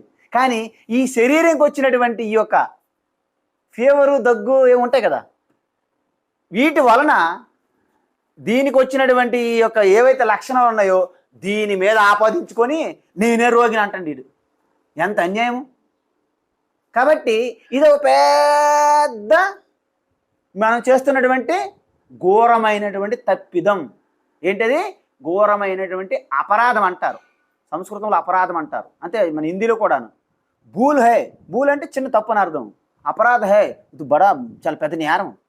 అంటే తెలిసి కూడాను పెద్ద తప్పులు చేయడానికి అపరాధం అంటారు. మానవ సహజం, చిన్న చిన్న తప్పులు వస్తాయి, వాటికి భూల్ అంటారు. క్షమా కీజియే మహారాజ్ జీ, తోడా భూల్ హో గయా, క్షమా కీజియే తోడా భూల్ హో గయా. అంటే మమ్మల్ని క్షమించండి, చిన్న తప్పు జరిగిపోయింది. దానికి అందరూ క్షమిస్తారు. మీరు అంటే ప్రీ ప్లాన్డ్ మర్డర్ అని విన్నారు ఎవరైనా? ప్రీ ప్లాన్డ్ మర్డర్ అంటే అది తప్పు కాదండి బాబు, అది అపరాధం. తెలిసే చేస్తున్నారు వాళ్ళు. దారంటే అమ్మగారు వెళ్ళిపోతారు, అమ్మగారికి ఫాలో అవుతారు. ఏంటి? చైన్ కట్ చేసిరండి, అది తప్పు, అది అపరాధం అండి బాబు, అదేం తప్పు. ప్లాన్ చేసుకుంటాను కదా ఎలా చైన్ అనేది స్నాచ్ చేయాలని. It's a planning. అందువలన మనము ఈ స్థూల శరీరంకి వెనకుండి నడిపిస్తున్నటువంటి అసలైనటువంటి అనంతమైన శక్తి మీరు అయ్యుండి ఆ శక్తి తీసుకొచ్చి ఈ శరీరానికి ఆపాదిస్తున్నారు. అందుకే దాన్ని అపరాధం అంటారు. తప్పుకోదట, అపరాధం అంటారు. అయితే ఇది ఎప్పుడు వచ్చింది? అనాది. అనాది అంటే ఏంటి? ఇక్కడ రెండు ఉన్నాయి. ఇంతకీ ఈ ఆత్మ అనేది అనాది ఉందా, ఆదియా, అంతం ఉందా? ఆత్మ కూడా ఆది లేదు, అంతం లేదు. ఏంటి మరి? అనాది. మరి యొక్క ఈ కారణ శరీరం కూడా అనాది అంటున్నారు కదా. ఇంతకీ ఈ అనాది ఏంటి, ఆ అనాది ఏంటి? మీకు డౌట్ వచ్చిందా లేదా? రెండు ఉన్నాయి ఇక్కడ. ఆత్మ అనేది కాలాతీతము, టైమ్లెస్నెస్ అనమాట. మరి కారణ శరీరం ఏంటి? కారణ శరీరం ఏంటి? ఇది ఎప్పుడు వచ్చిందనేది మీకు తెలీదు. ఇది అనాది. ఎందుకు? మీకు తెలియదు అనమాట. దాని యొక్క బిగినింగ్ మీకు తెలియదు. బిగినింగ్ లెస్ తెలియదు. టైమ్లెస్ అంటే ఏంటి? రెండు ఉంటాయి. ఒకటి అవ్యక్తంగా ఉంటుంది కానీ ఎప్పటికైనా సరే అది వ్యక్తం అవుతుంది. ఇంకొకటి ఎప్పుడు వ్యక్తం అవ్వదు. మీకు అర్థమైందా? ఒక బీజం ఉన్నది. బీజం అనేది ఎక్కడైనా మనం నాటామనుకోండి, స్ప్రౌట్ వస్తుంది. అసలు బీజమే లేకపోతే స్ప్రౌట్ ఎందుకు వస్తుంది? అంటే ఇక్కడ ఆత్మ అనేది దాని నుండి స్ప్రౌట్ వచ్చే శక్తి లేదు దానికి. అది ఎప్పుడు అవ్యక్తమే. కానీ మాయ అనేది 3 గుణాల ద్వారా వ్యక్తం అవుతుంది. మాయ అనేది అవ్యక్తంగా ఉంటుంది, అప్పుడు దాన్ని మాయ అంటారు. 3 గుణములు అవ్యక్తంగా ఉంటే మాయ అంటారు, వ్యక్తమైతే ప్రపంచం అంటారు. ఇప్పుడు మీకేమర్థమవుతుంది? మన చుట్టూ చూస్తున్నట్టు ప్రపంచం ఏదైతే ఉందో ఇది వ్యక్తం కాకముందు ఏంటది? మాయా. అయితే అవిద్య, అనాది అవిద్య. మీకు చెప్పాను కదా, ఇక్కడ ఈ వాసనలు అనేవి పూర్తిగా అజ్ఞానంతో కప్పివేస్తున్నాయి. అందుకే దాని యొక్క జ్ఞాన స్వరూపం మనకి అసలైనటువంటి ఈ యొక్క ఆత్మస్వరూప జ్ఞానము మనకు తెలియనివి కూడా కప్పేస్తుంది కదా. అందువల్ల ఇదంతా కూడాను అంధకారంగా ఉన్నటువంటి అవిద్యా స్వరూపము, మూల అవిద్య అంటారు. అంటే మూల కారణం అనమాట. ఎంత మూల కారణం అవిద్య ఉంటేనే ప్రపంచాన్ని సృష్టించడానికి ఆధారం అవుతుంది. మనందరికీ ఉంటుంది అవిద్య. దాన్ని తులా విద్య లేదా వ్యక్తిగత వెష్టి అవిద్య అంటారు. దాన్ని నిద్రాశక్తి అని కూడా అంటారు. సో నిద్రాశక్తి, మన నిద్రాశక్తి విత్ దిస్ ఆత్మ మనం స్వప్నాన్ని క్రియేట్ చేయగలుగుతున్నాం. మనం కూడా సృష్టికర్తలమే, మనం కూడా సృష్టికర్తలు సమానము. ఎందుకు? స్వప్నంలో ప్రపంచాన్ని మీరు సృష్టిస్తున్నారు ప్రతిరోజు. అదేవిధంగా ఈ సమష్టి అవిద్య ఏదైతే ఉందో, మాయ కారణం, సమష్టి కారణ ప్రపంచం, ఈ ప్రపంచంకి ఈ యొక్క పరమాత్మ ఆత్మ ప్రపంచాన్ని సృష్టిస్తున్నాడు మన స్వప్నంతో ఈక్వల్గా ఇంచుమించు సిమిలర్. అది అవిద్య. అనిర్వాచ్య, అనిర్వాచ్య అంటే ఏంటి స్వామీజీ? నిర్వచించడానికి వీలు కాదు అంటే అర్థం ఏంటి? ఇప్పుడు మీకు ఒకటి చెప్తాను, అనిర్వాచ్య అంటే ఎలా తీసుకోవాలనేది. పరమాత్మ ఉన్నది, దాన్ని నిర్వచించడానికి వీలు పడదు. కానీ మరి మాయాకి నిర్వచించడం వీలు పడుతుందా లేదా అంటే మీకు ఒక చిన్న విషయం చెప్తా. మనము సాయంకాలం సమయంలో వెళ్తుంటే అక్కడ మంద అంధకారం అంటే ఏంటి? పూర్తిగా గాఢాంధకారం, చీకటి కాదు, అలాగని వెలుతురు లేదు. అక్కడ ఒక త్రాడు పడి ఉన్నది. అయితే మీరు వెలుతురు సరిగా లేదు కారణంగా పామును చూశారనమాట. అక్కడ ఏం చూశారు? పాము ఎక్కడ చూశారు? చెట్టు మీద చూసారా, మేడ మీద చూసారా, తాడు పైన చూస్తున్నారా? ఇప్పుడు నాకు చెప్పాలి మీరు. ఇప్పుడు అనిర్వచనీయం అంటే అనేది మీకు చూపెడుతున్న ప్రాక్టికల్ ల్యాబ్ లాగా. ఎందుకని చెప్పడము, ఒక శ్లోకం చదివేసి దానికి అర్థం చెప్పి తెలిపితే 5-6 శ్లోకాలు చెప్పేస్తాను రోజుకి. అది కాదు, మీకు ప్రతి ఒక్కరికి ప్రాక్టికల్గా తెలియజేయాలని నా యొక్క ఉద్దేశం, నా ఇంటెన్షన్. అంటే నా యొక్క హృదయంలో బాధ అదనమాట. దీన్ని న్యాయం చేయగలుగుతామా లేదనేది. అయితే ఇప్పుడు అక్కడ పాముని చూశారు కదా, ఒకసారి టార్చ్ లైట్ వేసామనుకోండి, అక్కడేముంటుంది? పాము లేదు, తాడు ఉంది. ఇంతకీ పాము లేదు కదా. ఇంతకీ పాము లేనప్పుడు దాన్ని నిజమైన పాము అంటామా లేదా? అనము. అర్థమైందా? ఇంతకుముందు మేము పాము చూసామా లేదా? అయితే ఇంతకీ పాము ఉందా లేదా చెప్పండి మీరు నాకు. పాము ఉందా లేదా ఇప్పుడు చెప్పండి. ఎప్పుడు పాము లేదు? లైట్ వేసినప్పుడు లేదు. మరి లైట్ వేయక ముందు పాము చూసారా లేదా? ఎందుకంటే నాకు భయం వేసింది, చెమటలు కూడా ఇంక వదలలేదు. పాము చూశారు, పాము లేదంటే పాము చూశాను. మరి లైట్ వేసినప్పుడు పాము లేదు, చూసారా? అంటే ఆ పాముకి ఉందని మీరు చెప్పగలరా? పోనీ పాము పూర్తిగా లేదని చెప్పగలరా? చూసారా? ఇది అసలైనటువంటి ఆత్మస్వరూప తత్వానికి మూలం అనమాట. శంకరాచార్య అన్నారు దీనికి అధ్యాస అన్నారు. ఇదే బ్రహ్మసూత్రాలు కూడాను. అసలు బ్రహ్మసూత్రాలు చదవాలనే ఇక్కడి నుంచి స్టార్ట్ అయింది మన యొక్క జీవితము, మన జర్నీ. ఇప్పుడు అక్కడ పాము ఉందా లేదా ఒకసారి ఆన్సర్ చెప్పండి మీరు నాకు. పాము ఉందా లేదా? లేదు. పాము లేదంటారా? మరి పాము లేదంటే నేను పామును చూశాను కదా సాక్షాత్, ఐ హావ్ సీన్ ఇట్. మరి లైట్ వేస్తే పాము లేదు, ఇంతకీ ఉందంటారా లేదంటారా? దాన్ని ఏమంటారంటే, రామా పాము ఉందని అనలేము, అది లేదంటామా? లేదని అనలేము, మరి ఏమంటాము? మిథ్య. పాము ఉందన్నారు అనుకోండి, లైట్ వేస్తే పాము లేదు. లైట్ వేయి మునుపు పాము లేదు, అరే పాము చూస్తుంది ఇక అర్థం కావట్లేదు, పాము ఇదో అండి అంటారు. అంటే లైట్ వేయ మునుపు పాము ఉన్న పాము లైట్ అయిన లేదు. చూసారా? అంటే పాము ఉందని చెప్పలేము, లేదని చెప్పలేము. అందుకే విదిత అవిదితాభ్యాం సత్ అసదాభ్యాం విలక్షణ. అంటే అది ఉందని చెప్పలేము, లేదని చెప్పలేము, రెండింటికి మధ్యన ఉంది, దాన్ని మిథ్య అంటారు. మరి అక్కడ తాడు ఉంది కదా, పాము ఉన్నప్పుడు కూడా తాడు ఉందా లేదా చెప్పండి మీరు. పాము చూస్తున్నప్పుడు అక్కడ తాడు ఆధారంగా పాము కనిపించిందా, లేకపోతే ఒక పెద్ద బకెట్ కూడా ఉంటే బకెట్ లాగా పాము కనిపించిందా? తాడు మీరు చూడలేదు కానీ తాడు ఉంది, తాడు రూపంగా పాము కనిపించింది. అంటే పాముని చూస్తున్నప్పుడు కూడా అక్కడ ఏముంది? నిజంగా తాడే. లైట్ అయినప్పుడు అక్కడ ఏముంది? నిజంగా తాడు సత్యము, పాము మిథ్య. ఇది శంకరాచార్య చెప్పినటువంటి సిద్ధాంతం. అర్థమైందమ్మా? అంటే ఇప్పుడు ఇది ఓం కదా, ఇదే ఎప్పుడు సృష్టి అంతా ఒక ఓం ఒక్కటే ఉంది, ఒక చైతన్యమే. దానికి పూర్తిగా తమోగుణం డామినేట్ అయితే జడ ప్రపంచంగా కనిపిస్తున్నది. సత్వగుణము రజోగుణము తమోగుణం మిక్చర్ అయితే ప్రాణులు ఉద్భవిస్తున్నాయి. పూర్తిగా సత్వగుణ సంపన్నం అయితే దేవతలు యోగులు ఋషులుగా మీరే మారుతారు. ఎందుకు? సత్వగుణం పెంచుకుంటూ పోతున్నారు పైకి. కాబట్టి ఈ మూడిట్లో అంటే జడ పదార్థాల్లోనూ వృక్షాల్లోనూ కీటకాల్లోనూ పక్షుల్లోనూ మృగాల్లోనూ మనుషుల్లోనూ దేవతల్లోనూ అన్నిట్లో కూడాను సమానంగా ఏది ఉంది? ఓం. అర్థమైందా? ఓం ఉండగా ఈ ఓం పైన ఓం అనేది తాడుగా మీరు భావించాలి. తాడు స్థానంలో ఓం పెట్టుకొని పరమాత్మ ఆత్మ ఏ స్థానంలో మీరు ఊహించాలి? తాడు స్థానంలో. కానీ ఆత్మ మనకు కనిపించడం లేదు కదా. మా పొరుగోలు పెడుతున్నటువంటి బాధ మనకు కనిపిస్తుంది చాలా స్పష్టంగా. Neighbours are giving lot of troubles. ఆర్ కోడలకి పెద్ద ట్రబుల్ ఎవరిస్తుంటారు? అత్తగారు. అత్తగారికి ఎవరు ఇబ్బంది పెడుతుంటారు? కోడలు. Something neighbours.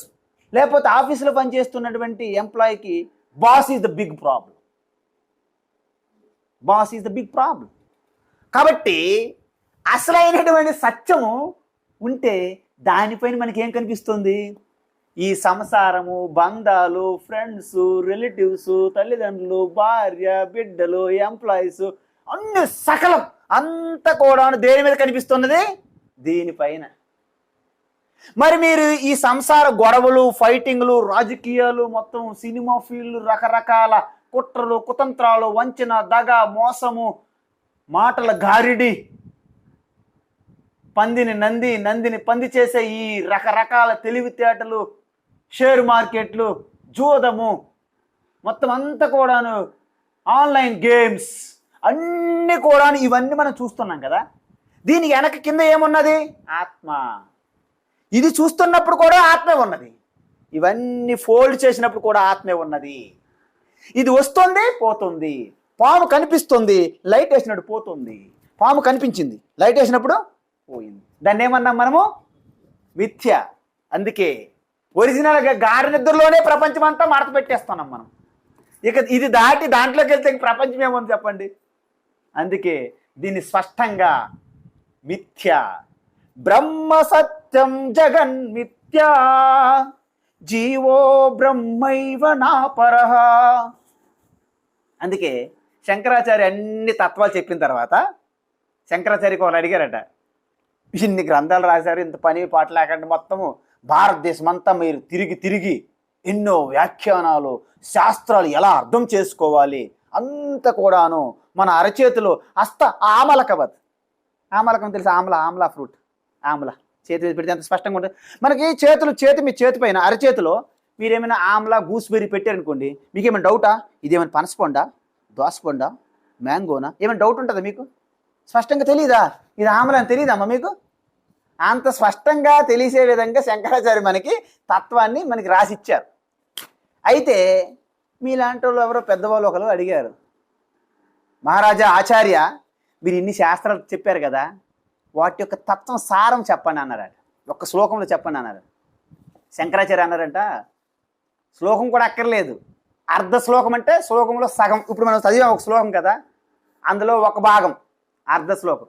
శ్లోకార్థేన ప్రవక్ష్యామి యదుక్తం గ్రంథ కోటిభిః.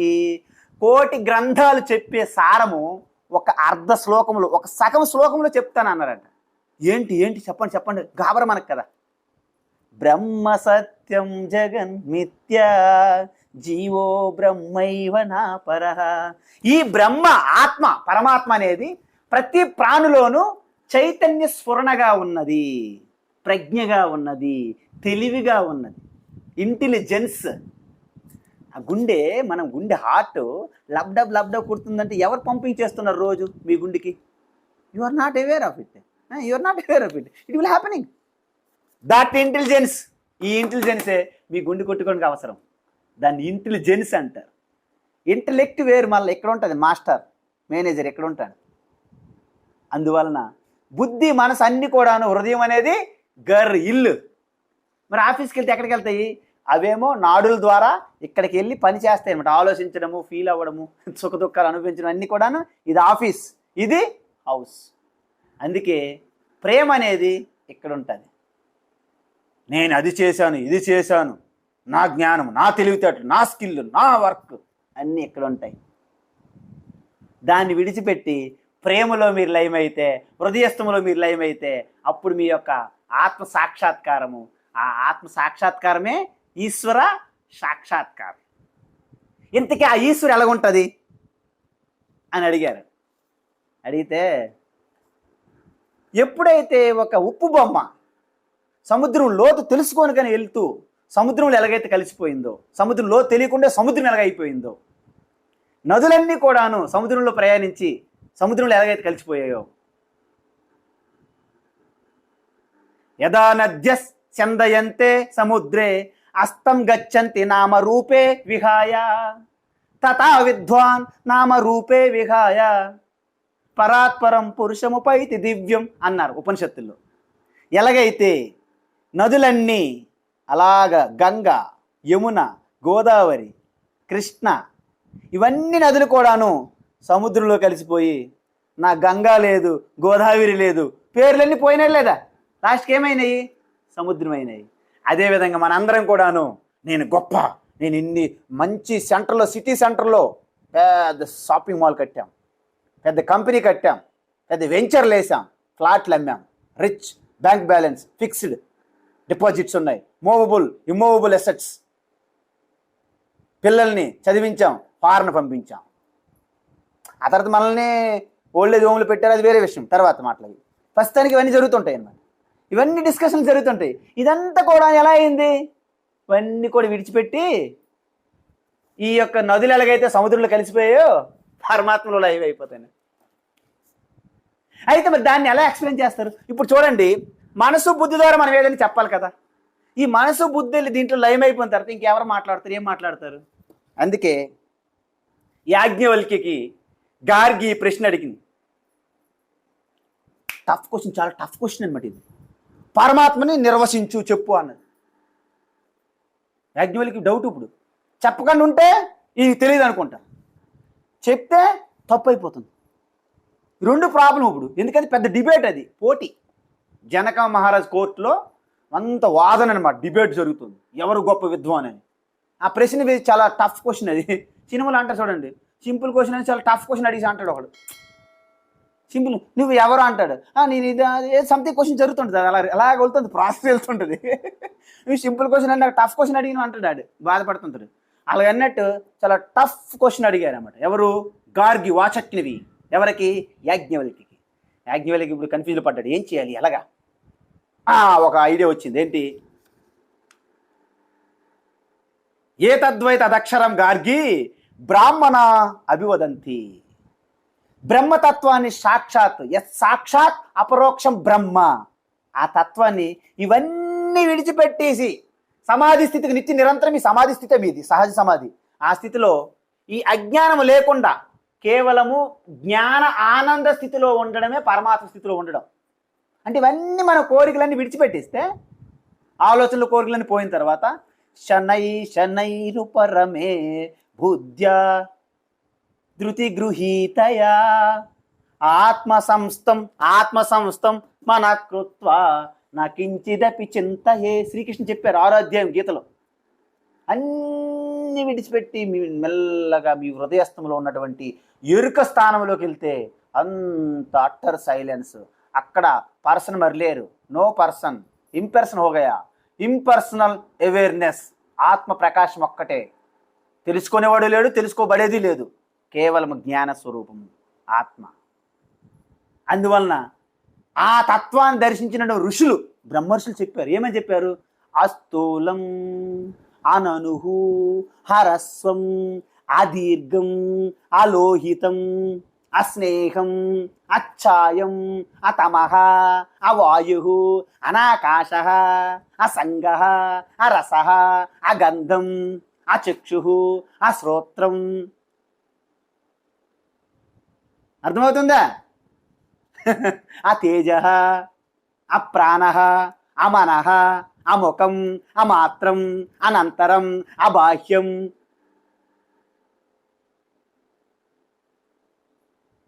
న తదస్నాతి కించన నా తదా అస్నాతి కచ్చన. ఇంత పెద్ద మంత్రం చెప్పారు అంటే అర్థం ఏంటి? దీని అర్థం ఏంటంటే ఆ స్వరూప తత్వాన్ని నేను వర్ణించట్లేదండి, బ్రహ్మవేత్తలు చెప్పారు. ఏమని? ఆ స్థూలం, అది స్థూలంగా ఉండేది కాదు. అంటే ప్రపంచంలో మీ కంటికి కనిపించిన ఏ రూపము పరమాత్మ కాదు అని చెప్పేసాడు ఓ మాట. ఆ అనుహు అంటే చిన్నది కాదు, పెద్దది కాదు. ఆ రస్వం పొట్టిది కాదు, ఆ దీర్ఘం పొడవది కాదు, ఆ లోహితం ఎరుపు కాదు, ఆ స్నేహం అంటుకుంటా చూడండి. నూనె గట్రా ఏమైనా తైలము తేనె అంటుకుంటుందా? అందుకే స్నేహం అంటారు చూసారా, ఫ్రెండ్స్ అంటుకోవడం అన్నమాట. స్నేహం, ఫ్రెండ్షిప్. స్నేహం అంటే ఏంటి? అంటుకోవడమే. ఆ స్నేహం అర్థమైందా?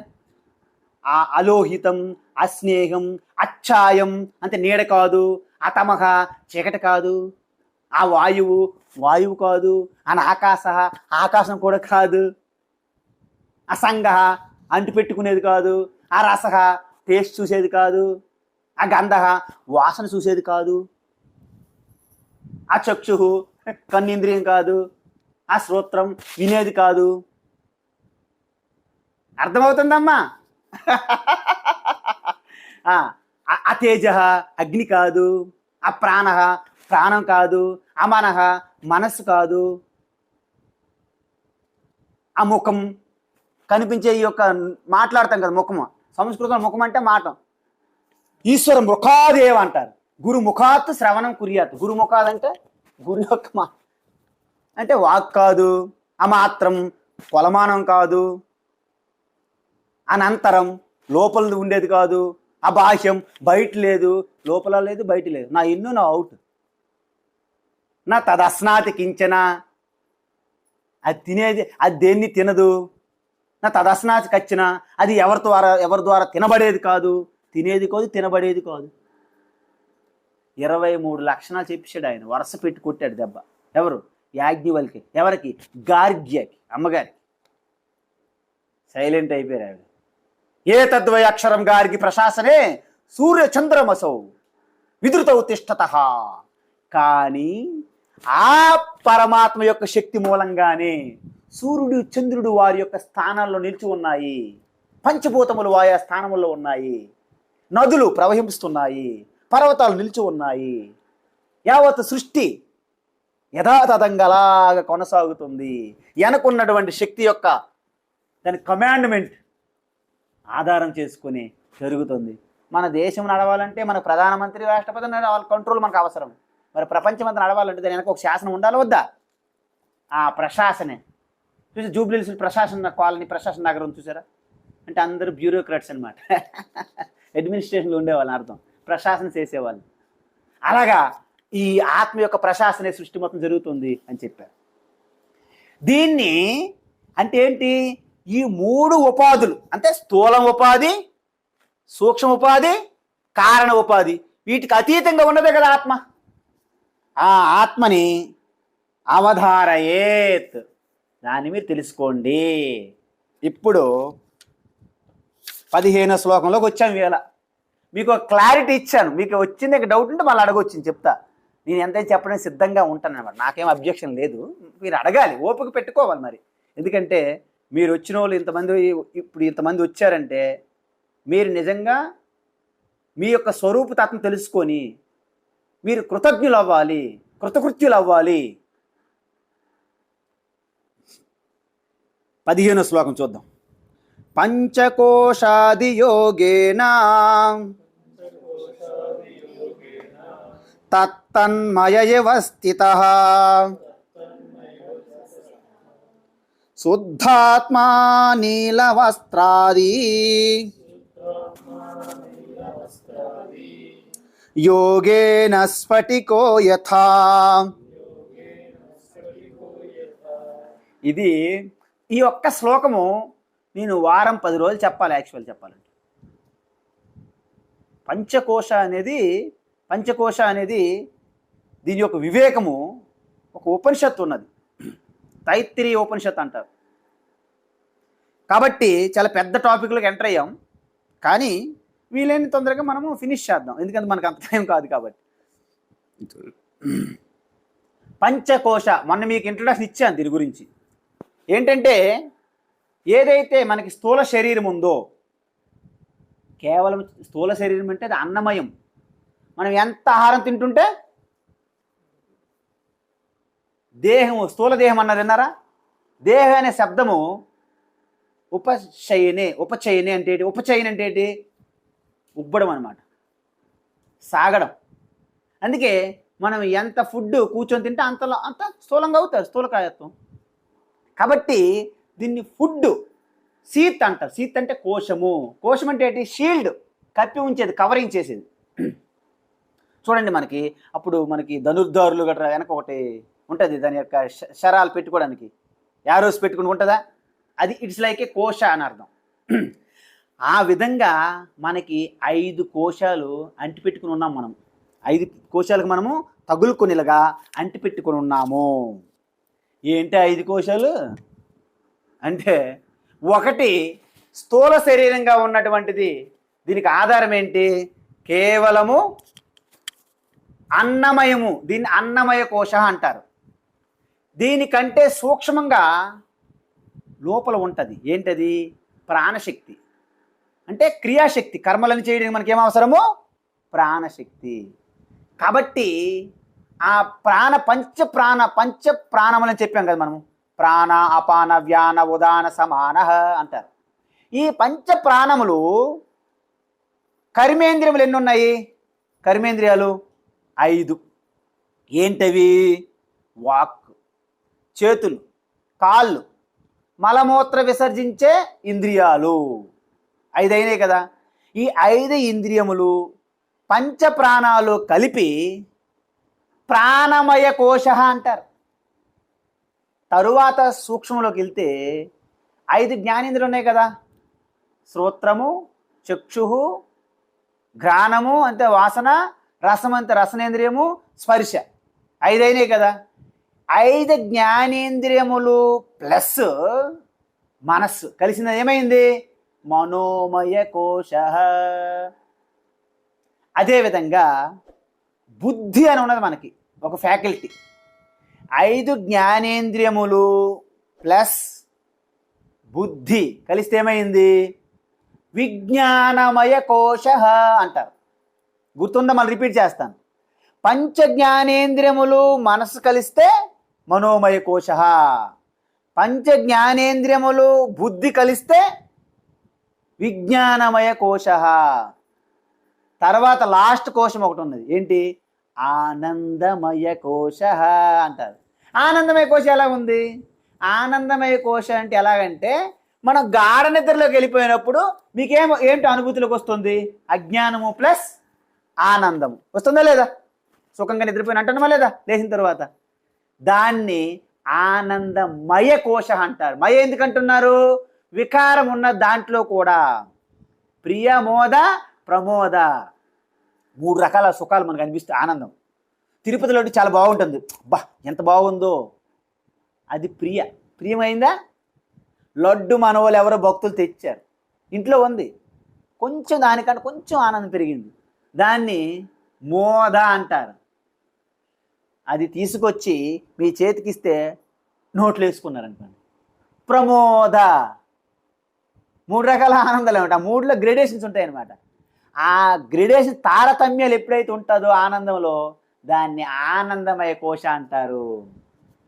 ఆ తారతమ్యాలు లేకుండా అనంతమైనటువంటి బ్రహ్మానంద స్థితిలో ఉంటే దాన్ని ఆనందమయము అనరు. కేవల ఆత్మానందము, బ్రహ్మానందము, అదే నిశ్చలమైనటువంటి ఆత్మానందము. కానీ మన మనసు ఎప్పుడు కూడాను ఆ ఆత్మానందాన్ని అనుభవించనివ్వకుండా అడ్డుకుంటుంది. ఏంటి అడ్డుకు? దాంట్లో ఏం కలుగుతున్నాయి? బాధ, సుఖము, దుఃఖము, సుఖము, దుఃఖం అనమాట. బాధే సౌఖ్యమనే భావన రానివో, బాధే సౌఖ్యమనే భావన రానివో, ఆ ఎరుకే నిశ్చలానందమోయ్, బ్రహ్మానందమోయ్, జగమే మాయ, బ్రతికే మాయ. దాంట్లో ఏమొచ్చింది? ఈ సుఖము, దుఃఖము 2 అనుభవాలు మనకు కలుగుతుంటాయి, ప్రతిరోజు కలుగుతుంటాయి ఏదో క్షణంలో. ఏదో ఒక రోజు అయినా సరే ఎప్పుడు కలుగుతుంటాయి. కానీ ఈ సుఖముకి దుఃఖముకి మధ్యన కొంత గ్యాప్ ఉంటుంది అనమాట. అంటే సామాన్యులకి ఎటువంటి వివేకము లేకుండా, ఎటువంటి ఆలోచన శక్తి లేని వాళ్ళకి ఈ గ్యాప్ తెలీదు. కానీ ఆ సుఖముకి దుఃఖంకి మధ్య ఉన్నటువంటి గ్యాప్ ఏదైతే ఉన్నదో దాన్ని పెంచుకుంటూ పోతారన్నమాట. ఆ గ్యాప్లో స్థిరంగా అట్టర్ సైలెన్స్గా ఉంటుంది అనమాట. అక్కడేముంటుంది, కేవలము ఆ ఎరుకే నిశ్చలానందము, బ్రహ్మానందము, ఆత్మానందము అంటారనమాట. కాబట్టి ఆ ఆత్మానంద స్థితి అనమాట. ఆత్మానంద స్థితి తెలుసుకుంటే అది ఆత్మ, అదే బ్రహ్మ. ఇప్పుడు మీకు ఇది చెప్పాలంటే ఒక చిన్న స్టోరీ చెప్పి మనము ముగిస్తున్నాం. టైం అయిపోయిందా? ఎంత టైం అయిందమ్మా? సరే, ఇవాళ నేను అది టచ్ చేసి నెక్స్ట్ క్లాస్కి కొనసాగిస్తాం. ఏంటంటే ఉపనిషత్తులు, వేదములు మీకు దేవుడంటే ఎక్కడో పరలోకము, పరంధామ, వైకుంఠము, కైలాసం అని ఉండదు. దేవుడంటే మీకు ఒక ఆకారము, ఒక ఫోటో, ఒక విగ్రహం ఇవ్వదు. ఈశ్వరుడు బ్రహ్మ అంటే అసలు ప్రతి ప్రాణిలోనూ దాని యొక్క కదలికకి, దాని వ్యవహారానికి, తన రూపానికి, నామానికి ఆధారభూతం ఏదైతే ఉందో అది నీలోన ఉంది అని తెలియజేయడానికి ఉపనిషత్తులు, ఋషులు, వేదములు మీ స్వరూపతత్వాన్ని ఎవరికి వారు వెతుక్కోవాల్సి ఉంటుంది. మీకు లంకలో సీతాదేవి ఉంది కదా, ఆంజనేయ స్వామి వెళ్తారు కదా, లంకలో పలాయన ఫ్లాట్లో, పలాయన రూమ్లో సీతాదేవి అక్కడ కుర్చీ మీద కూర్చుంది అని మొత్తం డీటెయిల్స్ రాసి హనుమంతుడికి ఇవ్వలే. హనుమంతుడు ఇచ్చారా అలా డీటెయిల్స్? ఏమైనా అడ్రస్సు, ఎక్కడ పలాయన flat number, so and so, స్వర్ణ లంకలో ఉన్నారు, ఏం లేదు. పోనీ సీతాదేవి రూపం ఏమైనా తెలుసా? అది తెలియదు. కేవలం ఏంటి, సీత అనే ఒక పేరు మాత్రం ఇచ్చారు, ఒక్కటి ఇచ్చారు, ఒక నామం. ఆంజనేయ స్వామి వెళ్ళారు, వెళ్ళి లంక మొత్తము ఆ రాత్రంతా వెతికాడు ఆయన. కానీ సీతాదేవి దొరికిందా? దొరకలేదు. ఒకవేళ సీతాదేవి లంకలో దొరికితే ఆవిడ సీత అవ్వదు. అవుతుంది చెప్పండి మీరు? సీత ఎలాగవుతుంది లంకలో? లంకలో ఏముంటుంది, 24 hours డీజే డీజే డీజే ఉంటుందట అక్కడ లంకలో. అంటే అక్కడ స్త్రీలు కూడాను ఎర్లీ మార్నింగ్ 5:30కి డ్రింక్ స్టార్ట్ చేస్తారంట. అంటే మీకు డౌట్ రావాలి, అక్కడ ఆడవాళ్ళే 5:30-6 గంటలకు స్టార్ట్ చేస్తారంటే మగవాళ్ళు ఎప్పుడు స్టార్ట్ చేసి ఉంటారు? 3 గంటలకు స్టార్ట్ చేస్తారు వాళ్ళు తాగడానికి. అదే పని కదా. నీళ్ళకి కనీసం 3 గంటలు 2 గంటలు గ్యాప్ ఉండాలి కదా. ఎందుకంటే మగవాళ్ళకి తేడవాళ్ళకి మాత్రం తారతమ్యం వద్దు. అంటే నిత్య నిరంతరము డీజేలతోని రోల్ అండ్ రాక్. అలాంటి లంకలో సీత ఉంటుందండి? మీకు అర్థమవుతుందా? అందువలన సీత ఎక్కడ ఉంటుంది అంత చూశాడు హనుమంతుడు. లంకలోకి వెళ్ళి చూశాడు. ఆ తర్వాత బయటకు వచ్చి అనుకున్నాడు, ఎంత తప్పు చేశానని లెంపలేసుకున్నాడు. అయినా నా తెలుగు తక్కువతనం. కానీ లంకలో ఎతకడం ఏంటండి? సీతమ్మ తల్లికి లంకలో ఎవరైనా ఎతుకుతారండి? లంకలో ఉంటుందండి? అప్పుడు తనకి క్షమాపణలు చెప్పుకున్నాడు తనకు తానే. అప్పుడు బయటకు వచ్చి ప్రాతకాలంలోనే సంధ్యావందనం చేసే సమయంలో ఆ నదీ తటానికి వచ్చారు. అమ్మగారు ఎక్కడున్నా ఇక్కడికి వస్తారు, సంధ్యావందనాది కార్యక్రమాలు ఇక్కడ చేస్తారని. అయితే ఆయన వచ్చిన తర్వాత అశోక వనంలోకి వెళ్ళారు. ఆయన శోకము లేకుండా ఆత్మచింతనలో ఉంటే దాన్ని అశోకం అంటారు. శోకం లేని స్థితి. అందువలన ఈ ప్రపంచమంతా ఏంటి? లంక. ఇదేంటి? అశోకవనం. ఈ శరీరము, స్థూల శరీరము, సూక్ష్మ శరీరము, కారణ శరీరము, ఈ 3 కలిపి ఏంటి?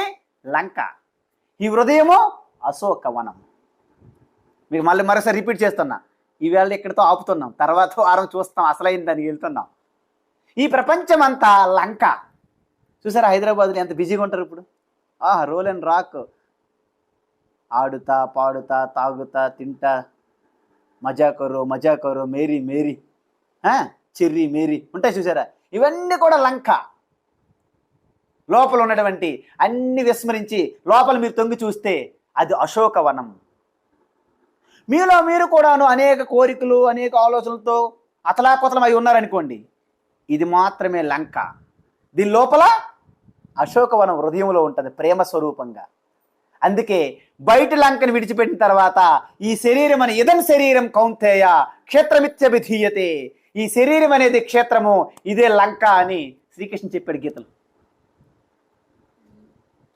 ఈ విధంగా చూసుకుంటే లంకకు ప్రవేశించడం అనేది అలాగే వెళ్ళాలి.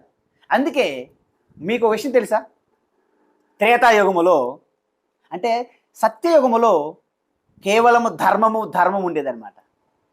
త్రేతాయుగములో ధర్మం ఎక్కడ ఉంది? యువతల ఒడ్డులో ఉంది. సముద్రానికి ఎక్కడ ఉంది? యువతల ఒడ్డులో. అధర్మం ఎక్కడ ఉంది? అవతల ఒడ్డులో ఉంది. ధర్మం అంటే రామ విగ్రహం ధర్మమా కాదు? చెప్పండి, మీరు చెప్పండి. ధర్మం యువతలు ఉందా? మరి అధర్మం ఏమంటే రావణ రూపంలో అవతల ఉందా లేదా? మరి ద్వాపర యుగం వచ్చింది అంటే ఏంటి? శ్రీకృష్ణ భగవాన్, పాండవులు, కౌరవులు, అవతల ఉన్న అధర్మము యువతల ఉన్న ధర్మము ద్వాపరంలోకి వచ్చేసరికి ఒక ఇంట్లో ఉన్నాయి. అప్పుడు ఇక మధ్య గ్యాప్ మరలేదు, ఒక ఇంట్లో ఉన్నాయి రెండు. ఏంటి? ధర్మము, అధర్మము. మరి కలియుగం వచ్చింది కదా, కలియుగం. ఒక ఇంట్లో ఉన్నటువంటి ధర్మము అధర్మము ఒక ఒంట్లో ఉన్నాయి ఇప్పుడు, ఎందుకంటే కలియుగం కదా. మీకు అర్థమైందా? ఫస్ట్ ధర్మం ఒక్కటే ఉండేది, త్రేతాయుగం వచ్చేసరికి అవతల ఒడ్డిన అధర్మము యువతల ఒడ్డిన ధర్మము. ద్వాపరంకి వచ్చేసరికి అవతల ఒడ్డు యువతల ఒడ్డు కాదు, ఒక ఇంటిలో ఉన్నాయి రెండు. కలియుగంకి వచ్చేసరికి ఒక ఒంటిలో ఉన్నాయి రెండు. అందువలన తస్మాత్ జాగ్రత్త, అసలైనటువంటి శత్రువు అధర్మము.